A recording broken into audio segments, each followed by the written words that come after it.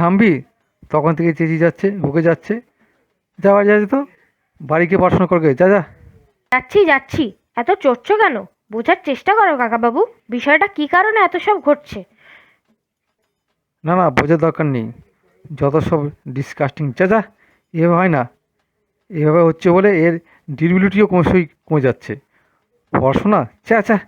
আমাদের সময় দেখেছি, তার আগেও শুনেছি, এখন অনলাইন অফলাইন। সময়ের সাথে চলতে হবে কাকাবাবু।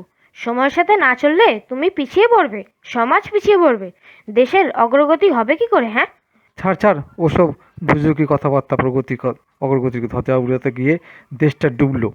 দেশের উন্নতি হচ্ছে না, সমাজের উন্নতি হচ্ছে না, হচ্ছে মুষ্টিমেয় কিছু মানুষের, যারা দেশের নামে নিজের পকেট ভরছে।